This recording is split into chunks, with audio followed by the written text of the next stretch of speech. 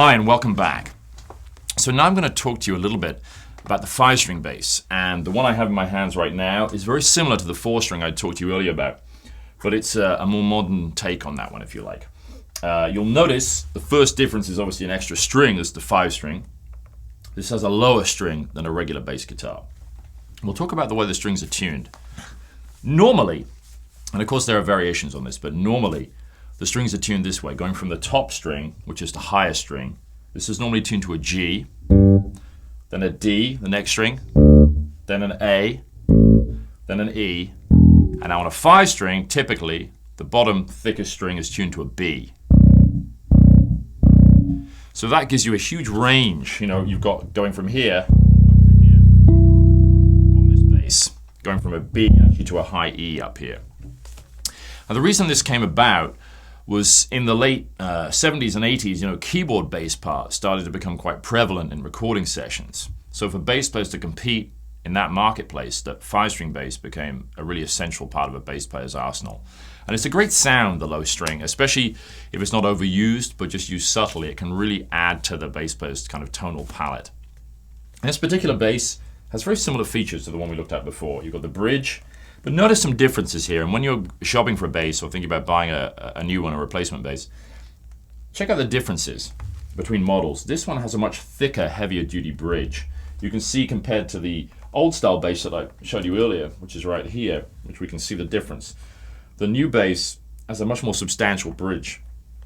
It's made of brass, although it's coated with chrome in this case. Notice also there are slots here for you to slide the strings in and out. This is much easier than threading them all the way through narrow string holes. Much quicker to change strings. It's much weightier too, so this instrument hangs actually really well. You can see I'm not even supporting it, and the headstock isn't moving at all. It's really just hanging slightly this way, which is actually perfect for a bass, to be slightly more body heavy than neck heavy. You still have the 2 pickups, though in this case they're obviously a little wider to accommodate the extra string. And then next to this we've got the controls. Now in this case, this bass is kind of interesting, and this is why I wanted to demonstrate it to you. It has the same controls as our old 1960s bass here. The first 3 controls are volume, volume, and tone. But this bass actually has a bass and a treble control. And this is very typical for what we call active basses. Now, what's an active bass? An active bass is a bass that has a preamplifier in it, with usually a bass and a treble boost, sometimes a mid-range boost, and it's battery powered. It can either take a 9-volt or an 18-volt. 18-volt preamps are becoming more popular because supposedly they give you more headroom, more high-quality sound, and more control with the range of the frequencies. Personally speaking, the most I tend to use is a 9-volt, typically in a practical scenario. The amount of times if a battery goes down, someone has 2 spare batteries as opposed to 1 is limited. So 9 volts are usually sufficient. And if we look at the back of the bass, you can see right here we've got a battery compartment, and there's your 9-volt battery nestling in there. This is actually a really good idea, a quick release compartment, because if you're in a jam, you need to change batteries fast. This is a lifesaver, not having to deal with little crosshead screws. And this is what we call a rear-mounted control plate, obviously mounted on the rear of the bass, and all the electronics for the bass are inside here, which you can obviously access with these screws here. Now, let's look at the rest of the bass. Same kind of idea. Body is actually made of alder, just like my old bass, and very similar finish. As we move up the bass, we've got a neck with the fingerboard. Same thing, it's rosewood, although this is a different type of rosewood, so a little paler.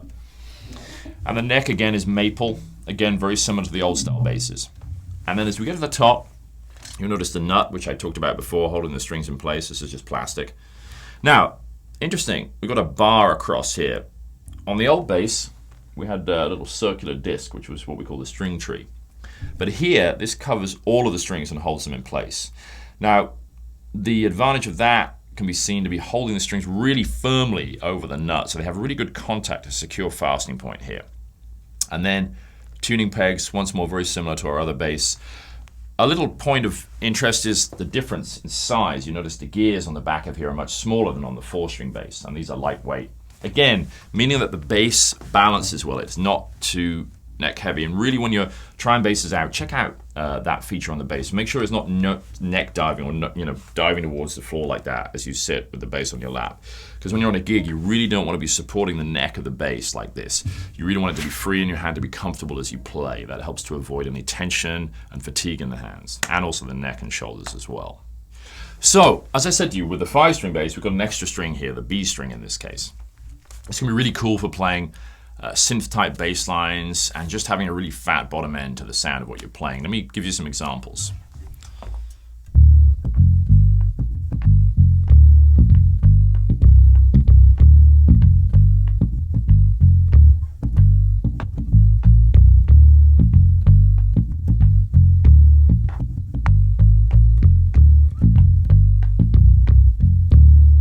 So you can see there I'm using a little muting technique too with this hand, which we'll talk about in some of the later lessons. See, that really fattens up the sound, having that extra low register. You have to be careful of that, about not overusing the B string too, but just use subtly. It can really add a nice extra flavor to your bass lines. So when you're checking out basses to buy, be aware of that. With a 5-string, this instrument is very flexible in studio and live situations. You can be playing a bass line, let's say something here,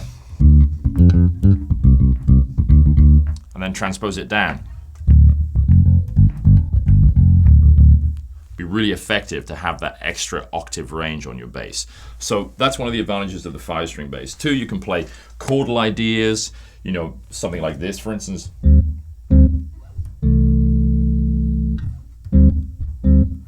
can see here I'm playing a little part of a chord on the top 2 strings, but still playing a bass note pretty low in the register down here on the bottom string.